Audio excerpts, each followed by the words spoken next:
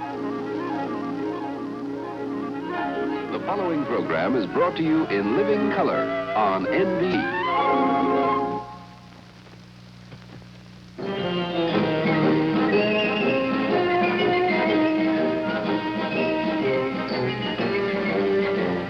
Match wits with the champions in America's favorite question and answer game, live from New York City. The Intercollegiate Battle of Brains now in its 7th season, the award-winning General Electric College Bowl, presenting outstanding varsity scholars throughout America, and brought to you each week by the General Electric Company. General Electric, makers of world-famous portable home appliances, clocks, health, beauty, and floor care products. Today's contest brings together these collegiate competitors, the varsity scholars from Kent State University, Kent, Ohio, and our current champions going for game number 3, the varsity scholars from Portland State College, Portland, Oregon. And now, the man with the questions, Robert Earl. Thank you, Val. Good afternoon. It's good to have you with us on the General Electric College Bowl. Let's get started and meet the teams. First, here are the challengers, the varsity scholars from Kent State University.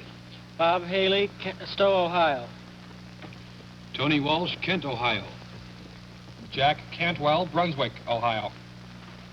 Arnold Topp, Cleveland Heights, Ohio. That's Kent. And our current champions, the varsity scholars from Portland State College. Larry Smith, Gresham, Oregon.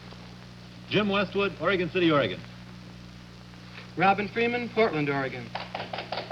Mike Smith, Salem, Oregon. That's Portland State.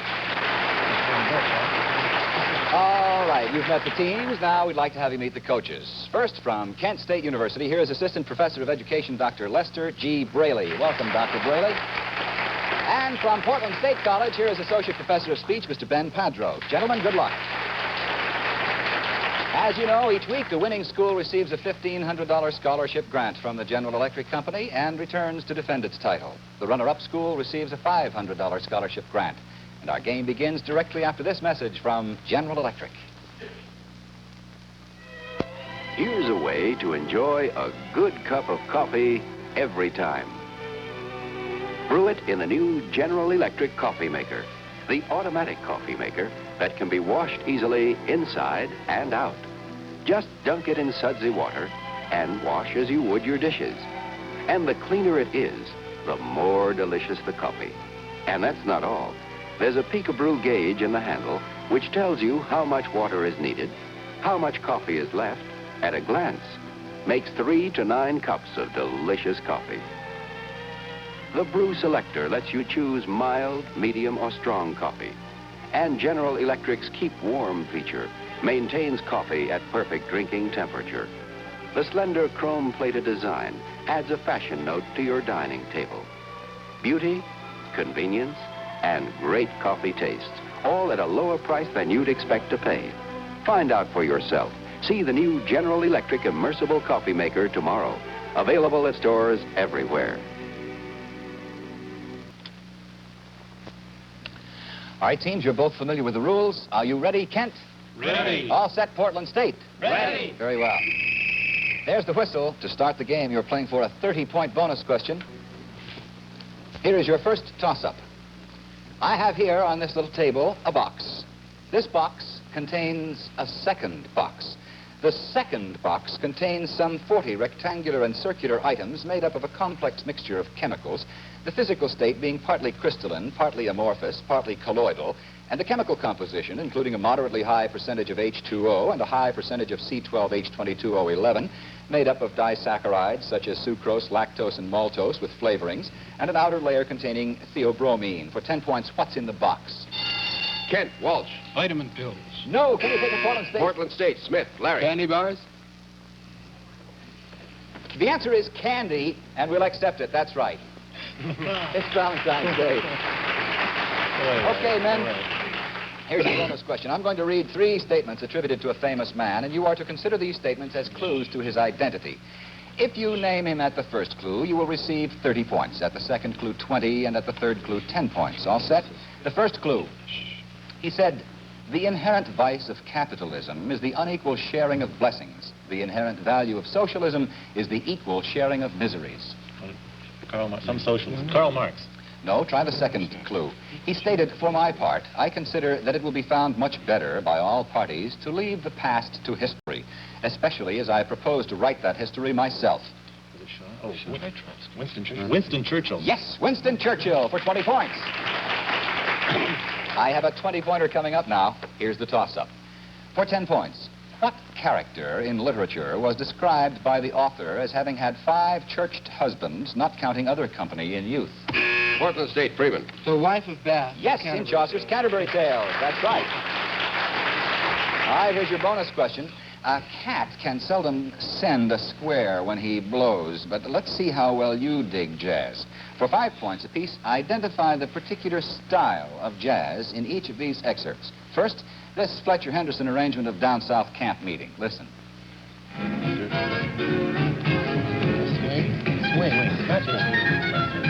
Swing. Swing, yes, that's right, it's Benny Goodman. Now, Meade Lux Lewis was famous for this style, popular in the late 1930s. Tin Pan Alley. Peter Bragg. Ragtime and then follow. Tin Pan Alley. Oh, the answer is Boogie Woogie. It was Take the Lobsters Off the Ice. Dizzy Gillespie and Charlie Parker contributed to this form.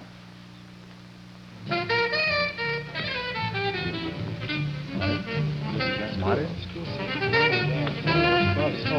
All right. Modern jazz. No, the answer is bebop. Bop, rebop, or rib-bop. A more recent style described as combining features of real jazz with the harmonic, instrumental, and contrapuntal techniques of modern music.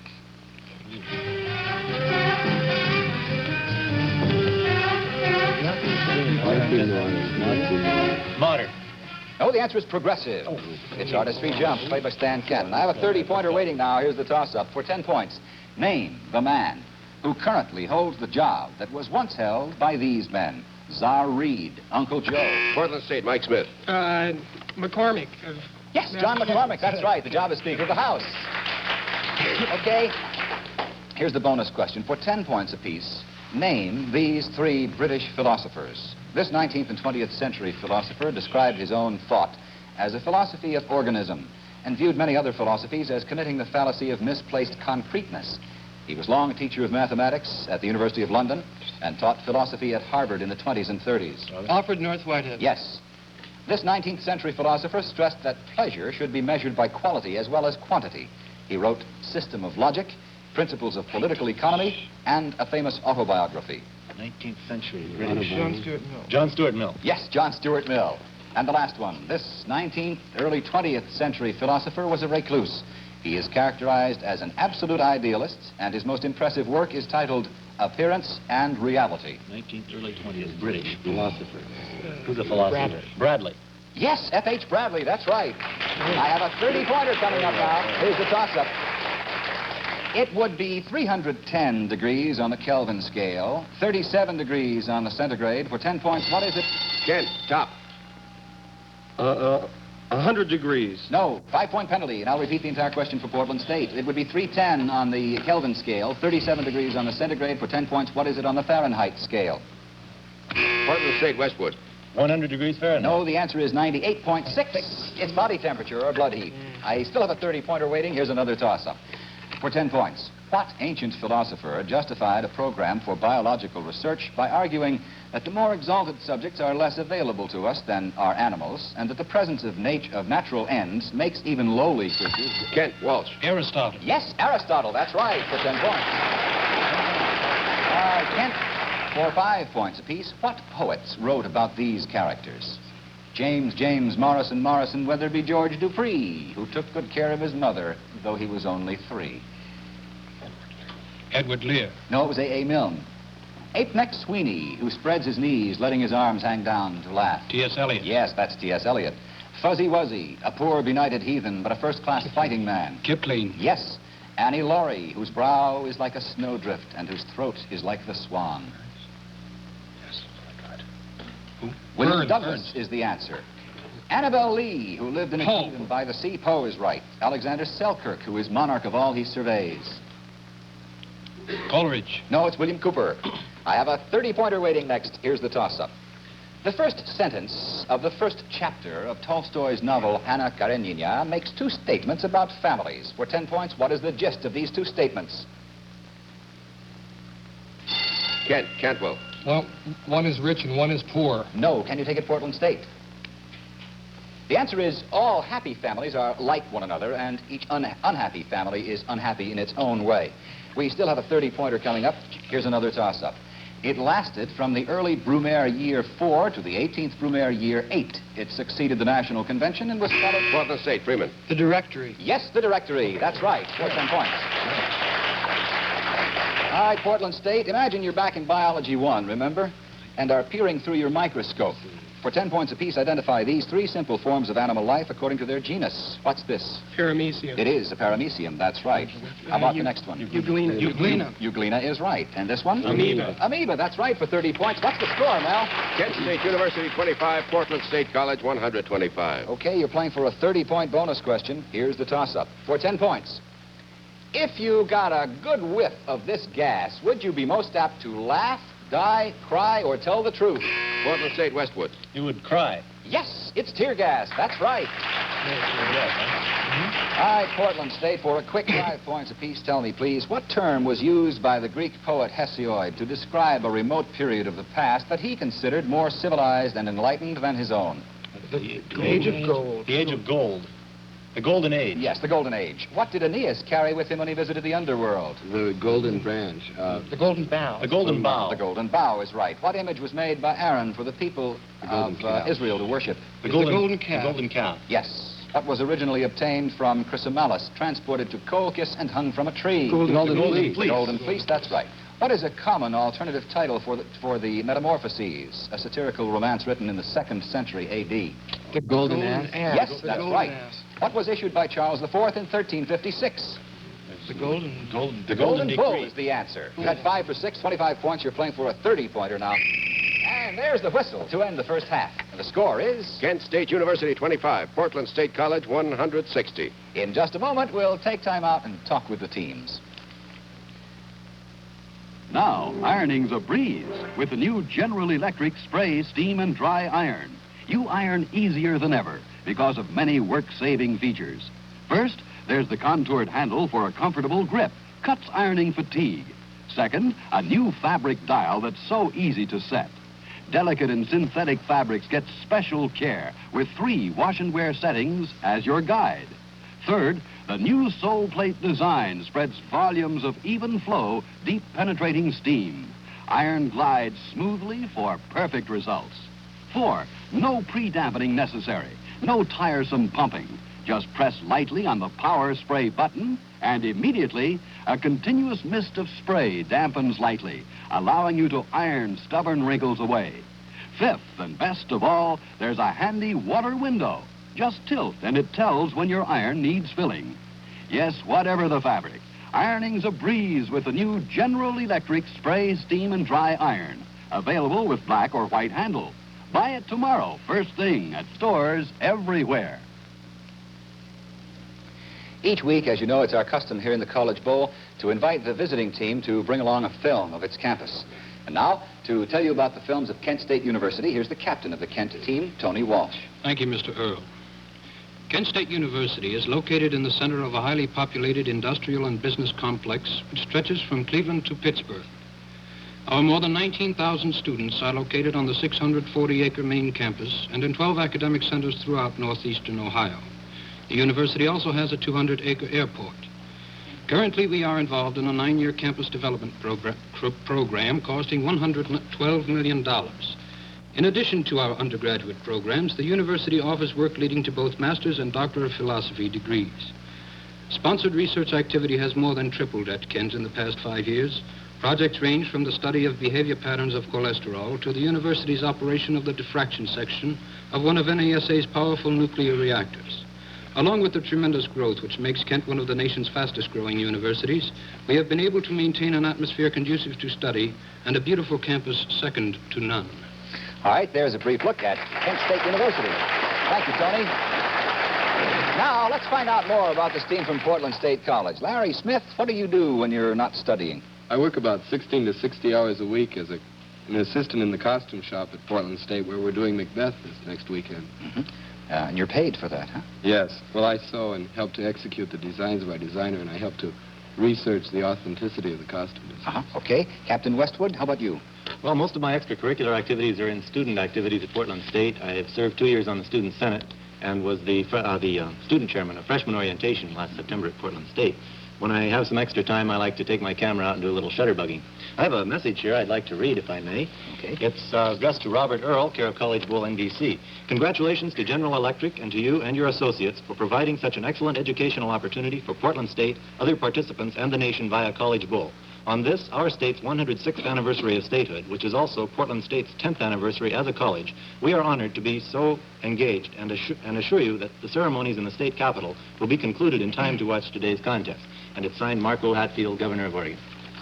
Well, may I speak for all of us here in the General Electric College Bowl when I say thank you, Governor Hatfield.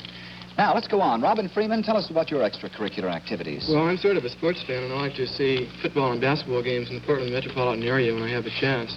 I also play 17th and 18th century music on the recorder, and I'm an amateur French cook, and right now, when I have time after my studies, I'm doing some translations of French poetry. All right. Okay. How about Mike Smith? What do you do, Mike? Well, I'm also a sports fan, and I play a little golf.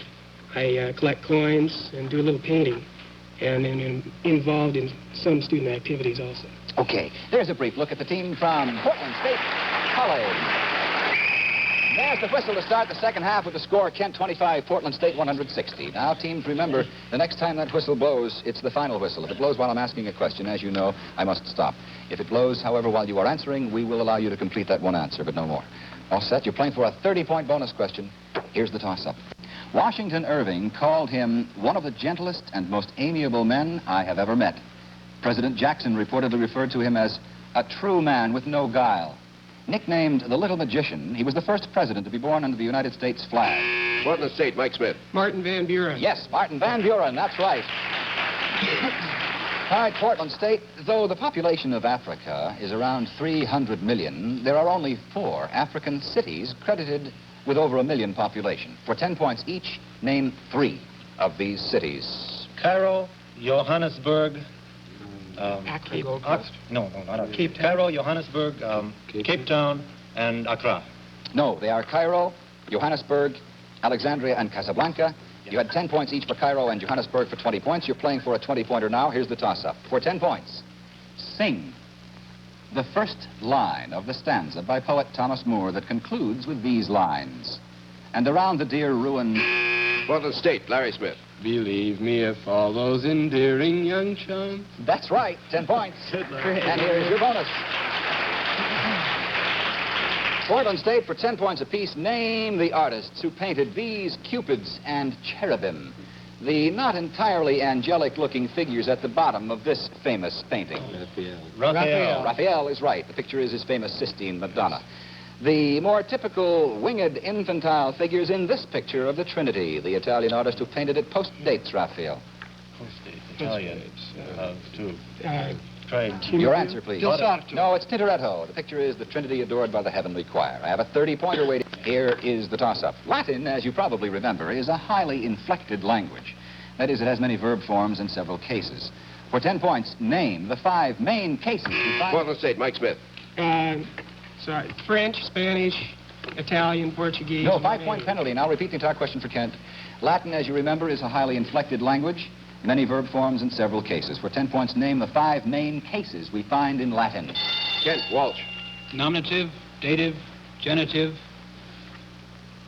feminine, ablative, dative. No, you have left out accusative. You had the other 4, however, unfortunately. I have a 30-pointer still waiting. Here's another toss-up. Claudius inadvertently killed Gertrude, Queen of Denmark. For 10 points, who intentionally slew Penthesilea, Queen of the Amazons? Portland State, Westwood. Ulysses. No, can you take it, Kent? Kent, Walsh. Jason. No, it was Achilles in the Trojan War. I still have a 30-pointer waiting. Here's another toss-up. Look. For 10 points, name the 17th century artist. Portland State, Freeman. Velasquez. Yes, that's right. who painted this picture of the Infanta Margarita. Velasquez is right, and here's the bonus question. Today, as you know, is Valentine's Day. But we're going to quote from the works of three men who, from their opinions of women, probably never ever would send a valentine. For 10 points in each instance, what Roman satirist and poet wrote, "Revenge we find, the abject pleasure of an abject mind, and hence so dear to poor, weak womankind." Horace. No, it was Juvenal in Satires. Try the second one. What German philosopher wrote, "Dissimulation is innate in women and almost as much a quality of the stupid as of the clever"? Arthur Schopenhauer. Yes, Schopenhauer in On Women. What playwright wrote, "The fickleness of the women I love is only equaled by the infernal constancy of the women who love me"? Wilde. Oscar Wilde. No, it's Shaw in The Philanderer. I have a 30-pointer waiting now. Here's the toss-up. For 10 points, tell me, if Mr. Hess rents a house from Mr. Moore, who is represented by Mr. Smith, who is the lessee and who the lessor? Kent, Haley. The lessor is Mr. Hess, and the lessee is Mr. Moore. Doe, can you take it Portland State? Portland State, Westwood. It's the other way around. The lessee is Mr. Moore, and the lessee is Mr. Hess, and the lesser is Mr. Moore. That's right. Mr. Hess, the lessee, Mr. Moore, the lessor. Okay, here's a 30-point bonus question for you. The Habsburgs ruled Austria from the 13th to the 20th century. Do you know the periods in history dominated by these dynasties? The direct line of Capetians who ruled France consecutively for parts of 5 centuries. For 10 points, name 4 of those centuries. 4 centuries. Okay, when did the Okay. I'd say the start. The 8th? The 9th? Okay, the 9th, 10th, 11th, and 12th. No, it starts 10th, 11th, 12th, 13th, and 14th. Let's go to the next one. The Plantagenets, who reigned in England during 4 centuries. For 10 points, name 3 out of the 4 of those centuries. That's right. Henry. 12th century, 13th, 14th, and 15th. 12 through 15. Yes, that's right. The reign of the Ptolemaic dynasty in Egypt, which spanned 4 centuries. For 10 points, identify 3 out of 4 of those centuries. Right. Okay. The first Century century, BC. 1st century BC, 2nd century BC, 3rd and 4th BC. Yes, that's right. Okay, we're playing for a 20-pointer now. Here's the toss-up. For 10 points, according to the book of Exodus, in what unlikely place was God when he called to Moses, telling him to... Portland State, Larry Smith. In the burning bush. Yes, in the burning bush. That's right, for 10 points. And here's the bonus. For 20 points, complete this scientific relationship. The zoologist, Thomas Hunt Morgan, is to the fruit fly, as the psychologist, John Broadus Watson, is to what? White rat. A white rat. Yes, white rat is right. He made an important study of the white rat. Okay, I have a 20-pointer waiting. Here's the toss-up. One of the most eminent of living English novelists has not published a novel in 40 years. His earliest novels, Where Angels Fear to Tread. Portland State, Freeman. E.M. Forster. Yes, that's right. For 10 points, who is he? E.M. Forster is right. And here's the bonus question. In one of Shakespeare's plays, before a famous battle, an English king makes a speech that one eminent critic has reportedly called the high water mark of football oratory. The speech goes, "For he today that sheds his blood with me shall be my brother." For 10 points, who was the king who made the speech? Henry Henry V. V. Yes, for 10 points, before what great battle did he make it? Agincourt. Agincourt is right for 20 points. I have a 25-pointer waiting now. Here's the toss-up. An atheist is a godless person. For 10 points, what's an atavism? Portland State, Freeman.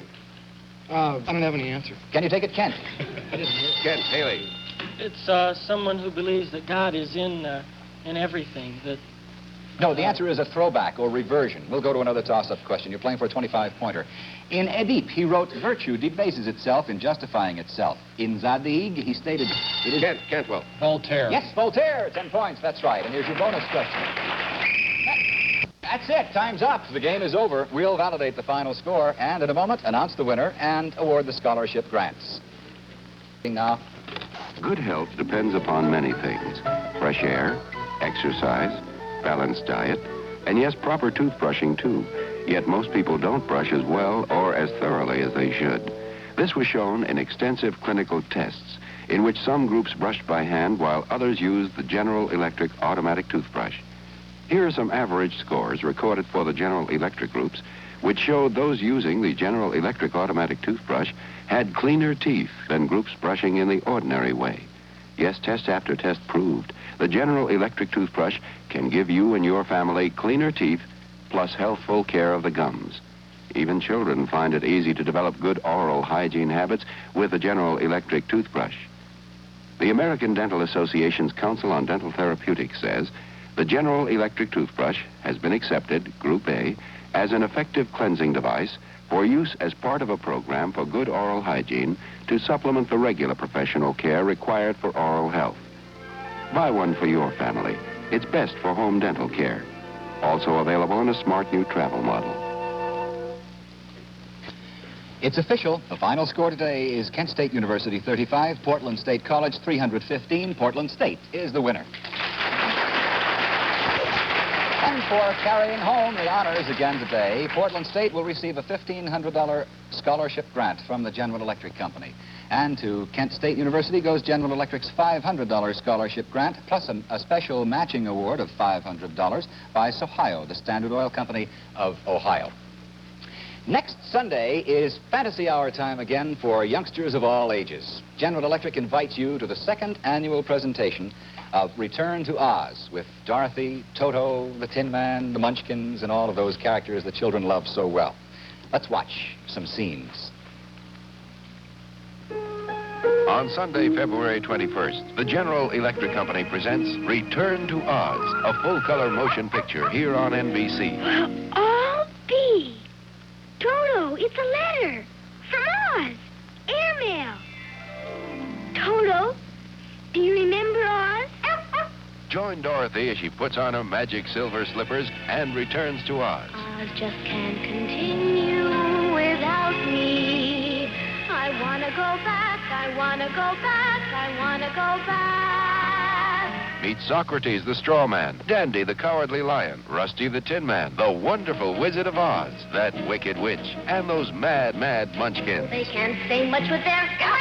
Whatever they say is right. But they keep in touch with their... all day and half the night. Return with your family to the classical land of Oz, Sunday, February 21st, on most of these stations.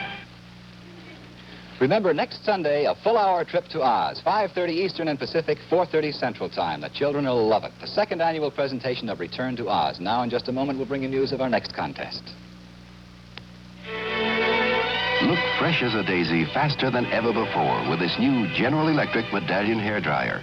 The instant heat unit is adjacent to the bonnet, actually reduces drying time. The smart Sally Victor Bouffant bonnet covers your largest rollers. You can check your set while drying. Portable, too. Lets you do other things. Look your best in less time than you ever expected. A perfect gift. The General Electric Medallion hairdryer in its own smart carrying case. Our score again today, Kent State University 35 and Portland State College 315. 2 weeks from today, Portland State will defend its title against a challenging team from Coe College, Cedar Rapids, Iowa. Questions used on the General Electric College Bowl are authenticated through the research facilities provided by the World Book Encyclopedia. We hope you'll join us 2 weeks from today when Portland State College meets Coe College on the College Bowl.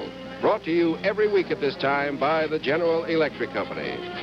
And remember, in education, as in science and industry, at General Electric, progress is our most important product. See you in 2 weeks. NBC News will provide comprehensive live television reporting of 2 major space shots this week. For the most complete space coverage, tune to NBC this Tuesday morning. This is Lawrence Spivak. Stay tuned as the governor of Mississippi, Paul Johnson, meets the press. Next in color on NBC.